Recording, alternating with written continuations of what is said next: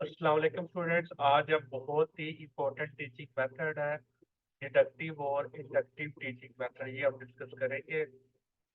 इससे related paper में बहुत सारे क्वेश्चन आए हुए हैं, तो बहुत ही ज़्यादा ये इम्पोर्टेंट मेथड है। इसके डिफरेंट नाम होते हैं, तो इसको आप डिडक्टिव रीजनिंग भी कह सकती हैं और डिडक्टिव मेथड ऑफ टीचिंग भी बोल सकती हैं, डिडक्टिव अप्रोच भी बोल सकती हैं। जो मर्जी नाम बोलें, कंसेप्ट वही है जो आज हम डिस्कस करेंगे। ठीक है, थोड़ा सा टेक्निकल है, तो इंशाल्लाह ताला आपको बहुत आसानी के साथ ये सारा कुछ समझ में आ जाएगा। तो अगर आपने इसको याद रखना है, डिडक्टिव मेथड को, तो ये एक तरीका है, इसका नाम है रेड। तो रेड में मतलब जो आर, इसको बोलते हैं रूल, और ई को बोलते हैं एग्जाम्पल, और डी का मतलब क्या, डिडक्टिव। तो ये वर्ड आप याद रखना, रेड। तो इसमें आपको पता होना चाहिए कि सबसे पहले रूल हम पढ़ाते हैं, उसके बाद एग्जाम्पल दी जाती है, उसको बोलती हैं डिडक्टिव मेथड ऑफ टीचिंग। इस मेथड में आप सबसे पहले जो आपका रूल होता है, जो आपका लॉ होता है, वो जो चीज होती है जो आपने पढ़ाना है, वो सबसे पहले आप बताती हैं, फिर आप जाकर एग्जाम्पल देते हैं। तो उस मेथड ऑफ टीचिंग को क्या बोलते हैं, डिडक्टिव। और इंडक्टिव को याद रखने का क्या तरीका है कि सबसे पहले आप एग्जाम्पल देती हैं, रूल नहीं पढ़ाते। सबसे पहले आप एग्जाम्पल देती हैं, उसके बाद आप रूल के बारे में बताती हैं। और आई का मतलब क्या है, इंडक्टिव रीजनिंग। तो ई आर आई का मतलब है सबसे पहले आपने एग्जाम्पल पढ़ानी है, फिर रूल, और आई का मतलब इंडक्टिव रीजनिंग। तो इस तरह से आप याद रख सकेंगे, पेपर में आपको कोई कंफ्यूजन नहीं होगी कि डिडक्टिव में आप पहले क्या पढ़ाती हैं और इंडक्टिव में आप पहले क्या पढ़ाती हैं। दोनों एक दूसरे का उल्टा है। रूल्स, जनरलाइजेशन या principal provided to students and teacher, ask them to apply and verify with example। आप क्लास में एंटर होती हैं और आप जाकर क्या बता देते हैं, बच्चों को बता देती हैं कि जी एरिया की ये फार्मूला है कि area of triangle half into base into height. Just आप ब्लैक बोर्ड पे, व्हाइट बोर्ड पे जाके बच्चों को ये बता देती हैं। क्योंकि डिडक्टिव में सबसे पहले क्या होता है, रूल होता है, तो आपने रूल बता दिया। फिर आपने क्या करना है, आपने क्वेश्चन एक आधा करवा देना है कि अगर आपने एक एक्सरसाइज करवा रहे हैं, तो इससे आपने सबसे पहले आपने रूल बता दिया कि बच्चों ये वाला फार्मूला लगना है, और दो तीन क्वेश्चन आपने इस फार्मूले से रिलेटेड आपने करवा देने हैं। और बाकी जितने भी क्वेश्चन हो रहे होंगे एक्सरसाइज के, तो वो आपने क्या करना है, अपने बच्चों को बोलना है कि ये बाकी सारे क्वेश्चन आपने खुद कर लेने हैं। तो इस मेथड को आप क्या बोलती हैं, डिडक्टिव मेथड आप बोलती हैं। Students are asked to apply it, finding the areas of different triangle। तो यानी कि आप देख सकती हैं कि जो आप डिफरेंट क्लासेस में आप ये फार्मूला आप यूज करती हैं। इंडक्टिव में क्या होता है, it is a method of constructing a formula. यहाँ पे डायरेक्ट फार्मूला आपको नहीं बताते, आप क्या करती हैं, फार्मूले को कंस्ट्रक्ट करती हैं with the help of sufficient number of concrete example और activities। आप एग्जाम्पल दे पहले समझाती हैं, एग्जाम्पल देती हैं या एक्टिविटीज परफॉर्म करवाती हैं, फिर जाकर आपने क्या बताना है, अपना रूल बताना है, अपनी जनरलाइजेशन बतानी है या प्रिंसिपल बताना है, वो एंड पर होगा। अब इसकी एग्जाम्पल की है, आपने बच्चों को रूल नहीं बताना, आपने एग्जाम्पल देनी है। आपने बताना बच्चों को 2+2 = 4, 4+4 = 8, 6+6 = 12। तो ये आपने एग्जाम्पल दे दी। तो आपने क्या करना है, आपने बच्चों को जस्ट आपने ये एग्जाम्पल आपने करवा दो, बच्चों को आपने कहना है कि रिलेटेड और ज्यादा एग्जाम्पल आपने वो करनी है। तो ये एग्जाम्पल जब आपने करवा दी, रूल आपने नहीं बताना, आपने बच्चों को बस एग्जाम्पल ही करवानी है, और बच्चों से बोलना है कि इन एग्जाम्पल्स को समझ के, इन पे रिसर्च करके, अपना दिमाग लड़ा के, अपना जो कुछ आपने करना है वो करें, और इस का रूल आप ढूंढ के निकालें। तो बच्चा क्या करता है, पहले आपने एग्जाम्पल समझाई, फिर बच्चा क्या करेगा, इन एग्जाम्पल्स को समझेगा, अपना दिमाग लड़ाएगा, और फिर क्या करेगा, अपना जाकर रूल को फाइंड आउट करेगा। डिडक्टिव में क्या था, रूल आप बच्चों को बता रहे थे, अप्लाई बच्चा खुद कर रहा था। और यहाँ पे क्या है कि आपने एग्जाम्पल दे दी और रूल जाके बच्चा खुद ढूंढ रहा है। तो जिसमें रूल खुद बच्चा ढूंढे उसको इंडक्टिव, और जिसमें बच्चे को पक्की पकाई खीर मिल जाए उसको क्या बोलती हैं, डिडक्टिव मेथड ऑफ टीचिंग बोलती हैं। तो बच्चे ने रिसर्च की, उसने ये रूल को ढूंढ के निकाल दिया कि ये तीनों एग्जाम्पल को देख के हमें ये पता चलता है कि जब भी आप, ये एमसीक्यू वैसे अलग से भी जनरल आज के पेपर में आ सकते हैं, कि sum of two even number is always even. ये रोल बच्चे ने खुद फाइंड किया, टीचर ने जाकर इसको नहीं बताया। तो आप मुझे ये बताएं कि आपको ये समझ आ गई है फरीजा और मलीजा जो अभी तक आपको बताया है? थोड़ा सा टेक्निकल है, समझने में डिफिकल्टी होती है। मैंने पूरी कोशिश की है कि आपको आसान वर्डिंग में बताऊं, ताकि ये मेथड से रिलेटेड कोई भी, अब ज़ाहिर है कि बहुत ही टेक्निकल ये मेथड है। पहले आपने जो मेथड्स पढ़े थे वो इतने टेक्निकल नहीं थे, ये बहुत ही ज़्यादा टेक्निकल मेथड है। बताएं, क्लास में आए कि नहीं है फरीजा और मलीजा?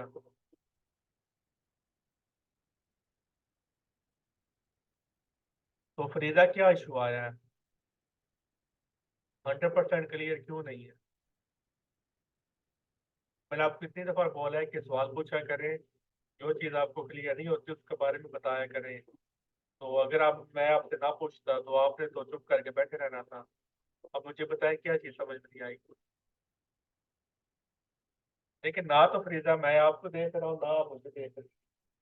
तो फिर शर्माने वाली तो यहाँ पर बात ही नहीं बनती। अगर आपसे नहीं बोल सकते तो आप चैट बॉक्स में लिख दे के सर मुझे ये समझ में नहीं है, दोबारा बता दें। तो बताएं क्या चीज़ समझ में नहीं आई?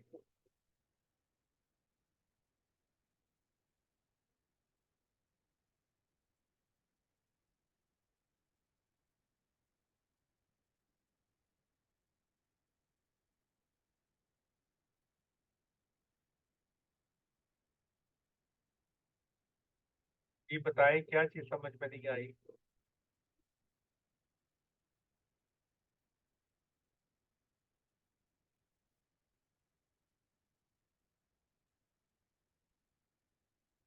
कुछ हाँ ना तो बता दें फरीजा।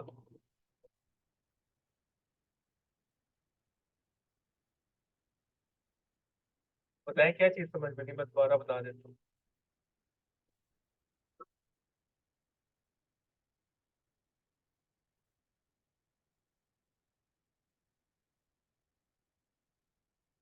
चले, आप नहीं बताना चाह रहे?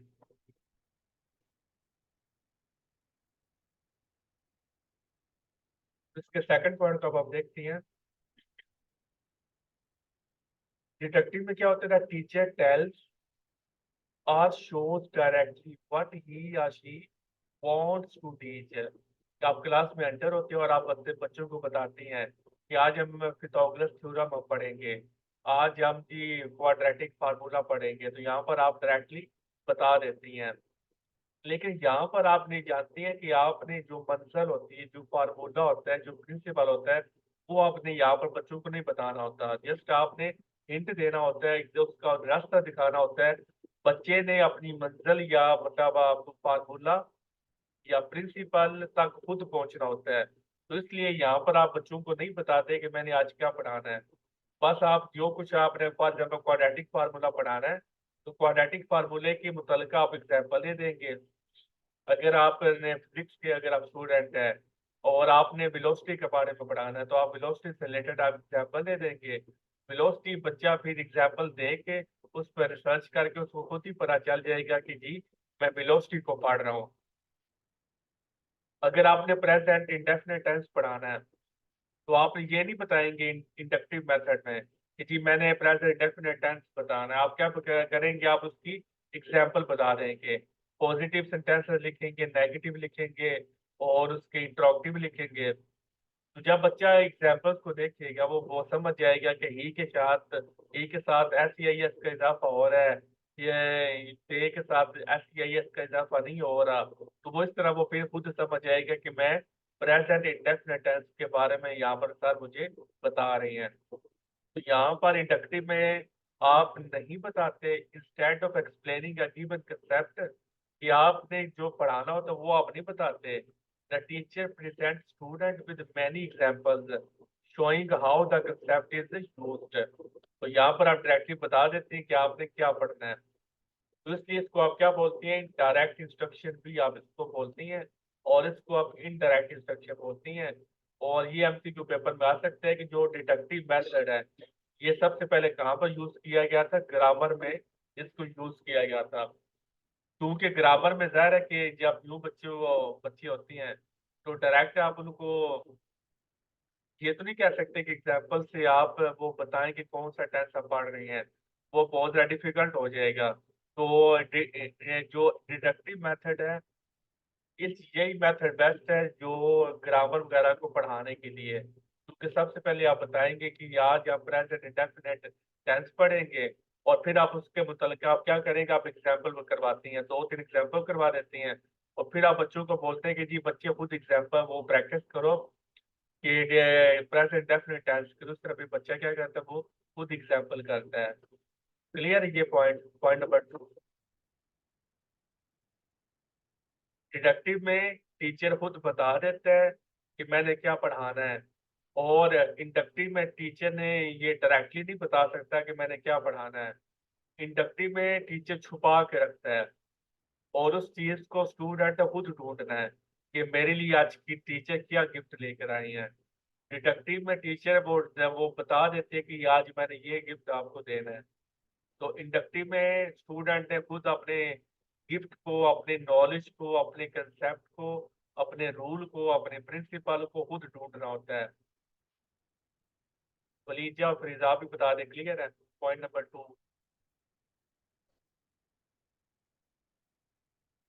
पॉइंट नंबर 3 है, तो आप देख सकते हैं कि डिटेक्टिव में क्या होता है, टीचर सेंटर्ड अप्रोच होती है। टीचर खुद आपको बताता है सारा, वो मतलब मेन कंसेप्ट आपको टीचर देता है।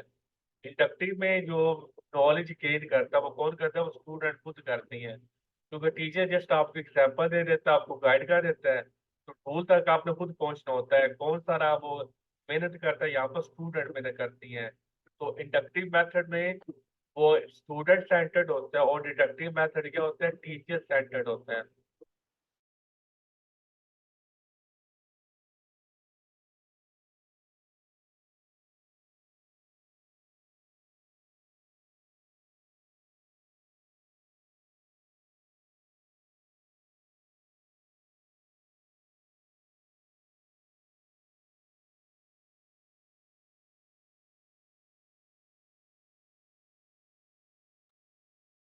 The rule is given in the starting, and after that the concept is being explained.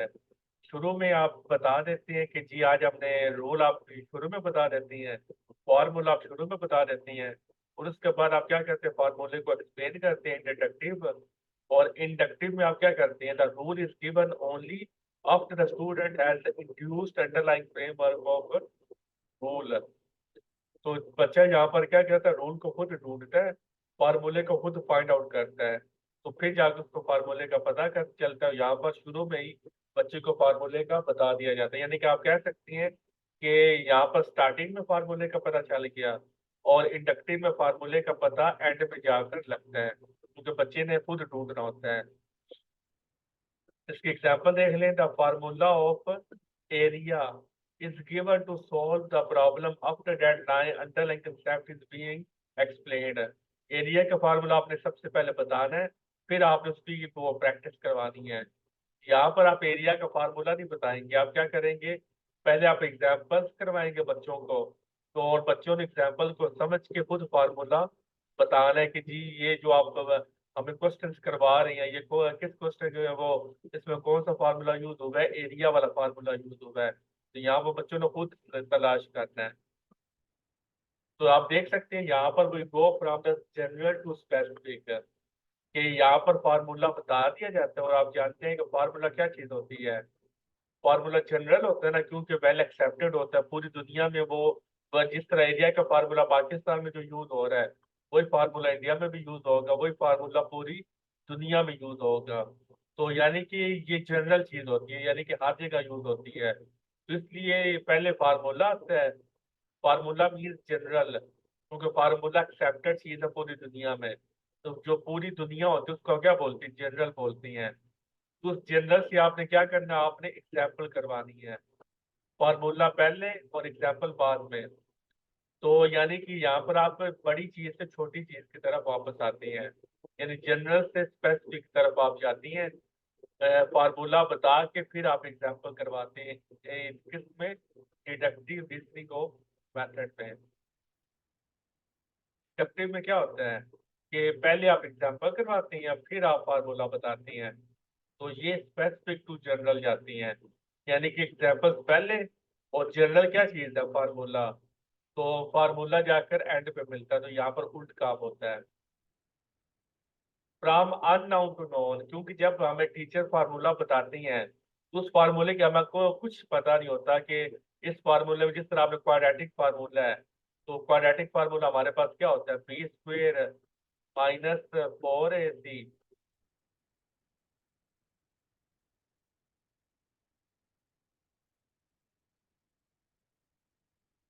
यहाँ पर कुछ और चीज आती है, -b पता नहीं आता है, मुझे याद नहीं है। चले, मैंने जैसे आपको बताना है हुए। अब टीचर जैसे आपको ये फार्मूला बता रहे थे, ये फार्मूला क्वाड्रेटिक का। अब आपको नहीं पता कि इसमें बी क्या चीज है, आपको नहीं पता ए क्या चीज है, आपको नहीं पता सी क्या चीज है। तो यानी कि टीचर ने फार्मूला बताया लेकिन आपको अभी कुछ नहीं पता। इसलिए यहाँ पर पहले आपको फार्मूला, फिर आपको टीचर बताएंगे कि बी क्या होता है, आपको ए क्या होता है, सी क्या होता है। फिर जाकर आपको पता चलता है, यानी कि यहाँ पर अननोन होता है, फिर आप नोन की तरफ जाती हैं। और इंडक्टिव में क्या होता है, नोन टू अननोन में जाती है, कि पहले आप एग्जाम्पल्स करवाती हैं। एग्जाम्पल करवा के जो चीज आपको नहीं पता होती वो चीज आपने ढूंढनी होती है, यानी कि फार्मूला आपने ढूंढना होता है। तो नोन टू अननोन की तरफ यहाँ पर आप जाते हैं, यानी कि एग्जाम्पल्स आप करते करते आप किस तक पहुंचते हैं, फार्मूले की तरफ पहुंचते हैं जो आपको मालूम नहीं होता। अब्स्ट्रैक्ट टू कंक्रीट है। अब्स्ट्रैक्ट का मतलब वही है कि जो पहले आपको पता नहीं होता, और कंक्रीट का मतलब वो ये होता है कि जिसके बारे में आपको पता होता है। तो यहाँ पर जो चीज पहले आपको एग्जाम्पल्स का पता होता है तो वो कंक्रीट है। और अब्स्ट्रैक्ट क्या फार्मूला, क्योंकि फार्मूले का अभी तक आपको पता नहीं है। फार्मूला टू एग्जाम्पल यहाँ पर हम जाते हैं, और यहाँ पर आप एग्जाम्पल टू फार्मूला जाती हैं। कॉम्प्लेक्स टू सिंपल है कि फार्मूला कॉम्प्लेक्स चीज होती है। शुरू में आपको फार्मूला बता रहे हो तो आपको पता नहीं होता, तो वो आपके लिए एक कॉम्प्लेक्स चीज है, कॉम्प्लिकेटेड है। उस कॉम्प्लिकेटेड चीज के बाद आप एग्जाम्पल सॉल्व करती हैं, तो वो फिर यानी कि आप कॉम्प्लेक्स टू सिंप्लिसिटी की तरफ जाते हैं, फिर आपको समझ आना शुरू हो जाती है। तो यहाँ पर जस्ट आपको एग्जाम्पल पहले आप करती हैं और फिर आप फार्मूले की तरफ जाती हैं। तो ये सिंपल टू कॉम्प्लेक्स होता है। It is called top down approach है।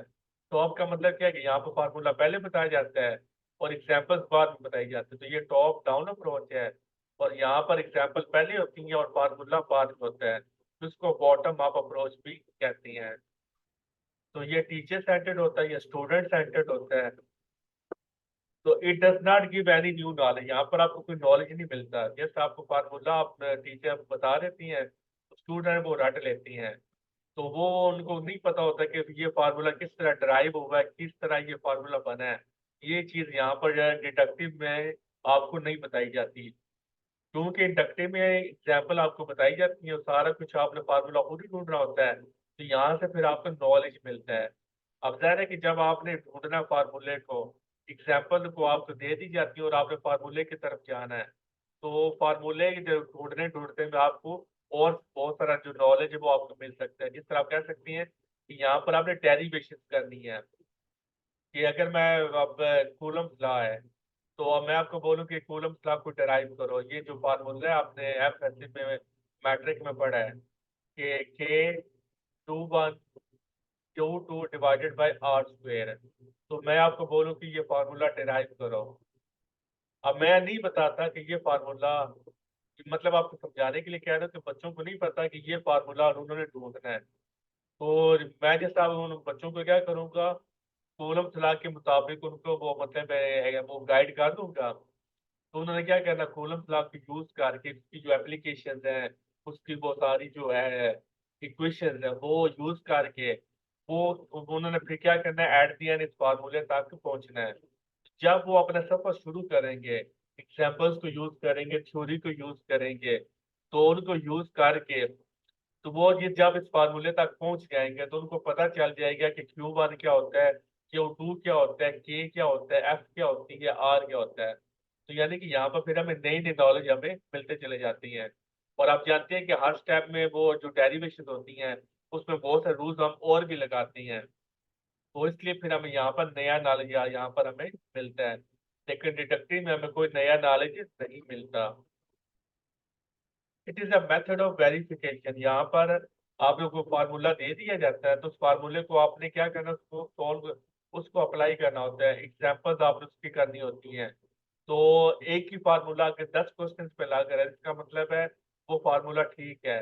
तो इसको आप बोलते हैं कि ये मेथड ऑफ वेरिफिकेशन है, कि यहाँ पर आप फार्मूले को वेरीफाई करते हैं। और यहाँ पर आप क्या करते हैं, यहाँ पर आप डिस्कवरी करते हैं, आप ढूंढते हैं, खोज लगाती हैं। It is the method of instruction. यहाँ पर जस्ट आपको क्या वो फार्मूला बता दिया जाता है, फार्मूला बता के दो तीन एग्जाम्पल करवा के फिर आपको कहा दिया जाता है कि आपने ये वो प्रैक्टिस खुद करनी है। तो यानी कि जस्ट आप यहाँ पर इंस्ट्रक्शन दे रहे हैं, हुक्म दे रहे हैं, और यहाँ पर आप गाइड कर रहे हैं बच्चों को, एग्जाम्पल दे के, एग्जाम्पल समझा के, किस तरह आपने एग्जाम्पल समझाने के बच्चा फार्मूले की तरफ खुद ही चला जाए। तो इसको ये मेथड ऑफ टीचिंग है और ये मेथड ऑफ इंस्ट्रक्शन है। Student gets readymade information. यहाँ पर उनको पक्के पक्के फार्मूले, रेडीमेड फार्मूले दे दी जाती हैं। देखिए यहाँ पर उनको फार्मूले नहीं मिलते, यहाँ पर उन्हें फार्मूले खुद ढूंढने होते हैं। तो जाहिर है यहाँ पर कोई एक्टिविटीज नहीं होती, जस्ट टीचर आता है, फार्मूला बताता है, एग्जाम्पल करवाता है, वो अल्लाह हाफिज है। लेकिन यहाँ पर बच्चों में फुल ऑफ एक्टिविटीज होती है। अगर आप साइंस के बायोलॉजी के स्टूडेंट हैं, तो बायोलॉजी में अगर आपने कोई लॉ ढूंढना है, कोई प्रिंसिपल ढूंढना है, तो कोई थ्योरी ढूंढनी है, तो फिर जाहिर है उससे रिलेटेड आपको एक्टिविटीज भी आपको दी जाती हैं। अगर आप मैथ के स्टूडेंट हैं, फिर आपने फार्मूले वगैरह उस पर आपने वो सर्च वगैरह करनी है।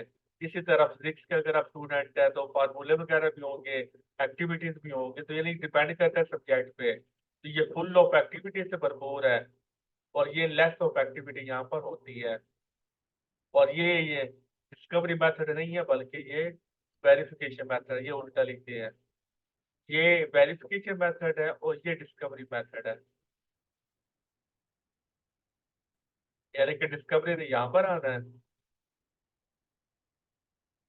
और वेरिफिकेशन ने यहाँ पर जाना है। तो यहाँ तक कोई सवाल है तो पूछते हैं।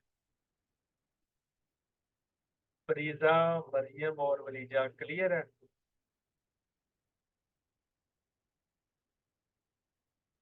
मरियम और वलीजा। तो अब हम इसकी एडवांटेजेस देख लेते हैं।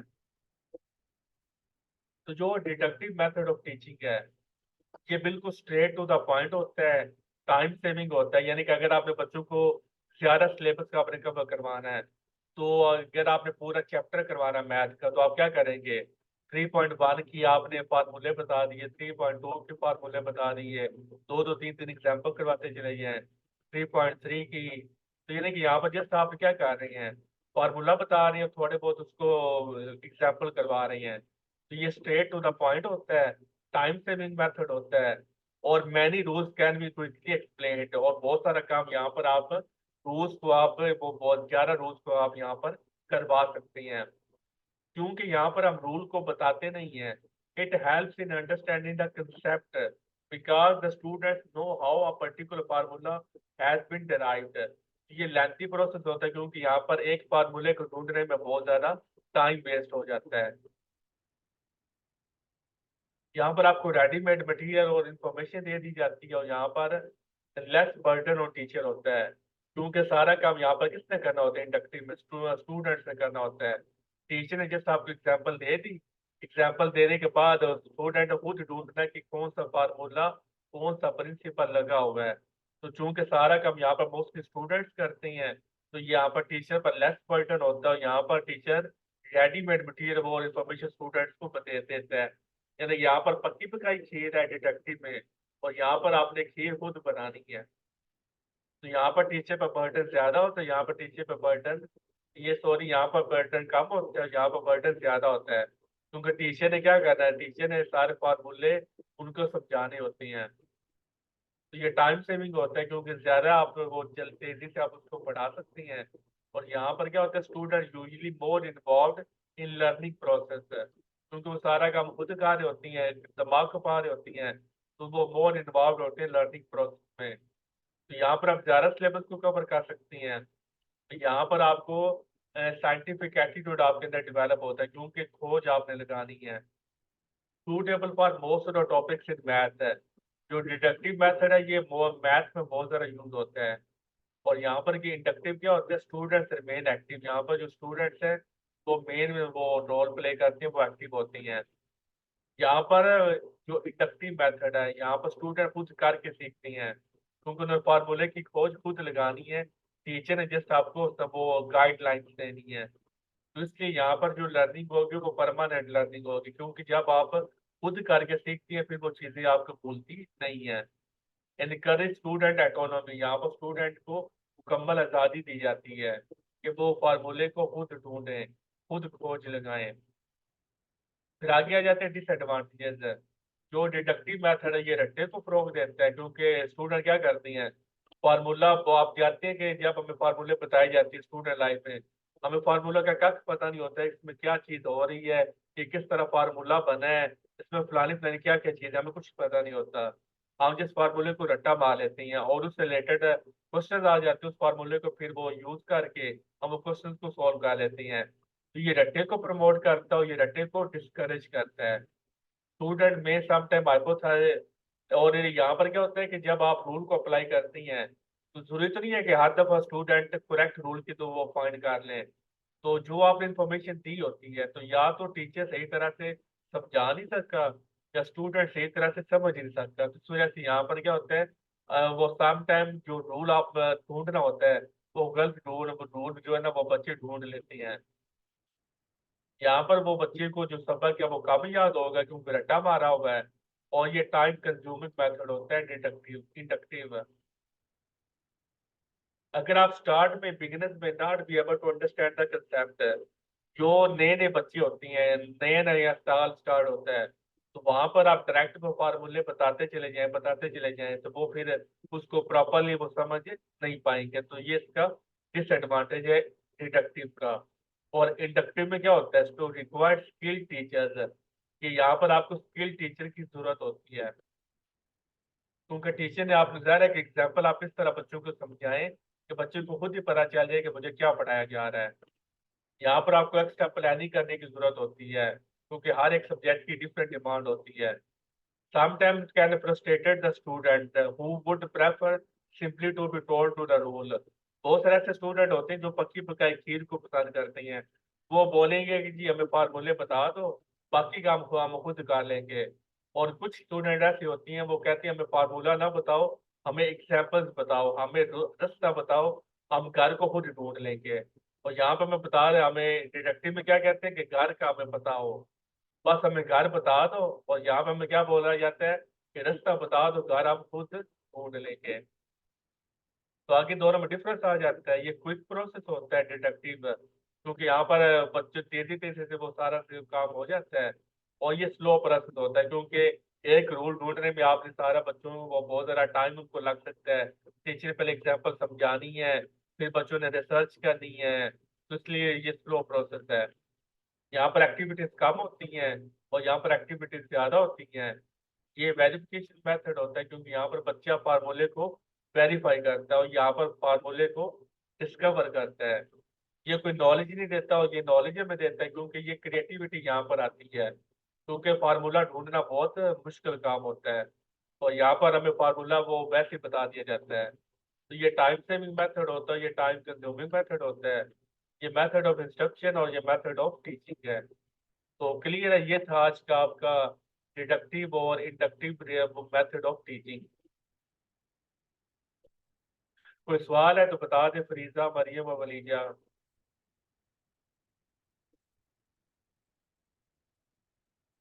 तो फिर नेक्स्ट लेक्चर में हम इंशाल्लाह ताला हम क्या करेंगे, इसकी एग्जाम्पल सॉल्व करेंगे। तो मजीद आपका जो कंसेप्ट है वो और ज़्यादा अच्छा हो जाएगा। अगर आपकी कोई 19 पेज आपका रह गया तो वो भी ज़्यादा वो आपका कवर हो जाएगा। बहुत टेक्निकल है, लेकिन मैंने बहुत कोशिश की है कि नोट्स को मैं आसान बनाऊं, ताकि आपको आसानी से समझ लग जाए। मैंने वो आसान तरीके से आपको बताने की अपनी तरफ से कोशिश की है। तो इंशाल्लाह ताला पेपर में आप इससे वो मैथड से रिलेटेड जो एमसीक्यूज आएंगे आप वहाँ पर गलती नहीं करेंगे। तो नेक्स्ट लेक्चर में फिर मिलते हैं इसके एमसीक्यू। तब तक अपना ख्याल रखिएगा। अल्लाह हाफिज़।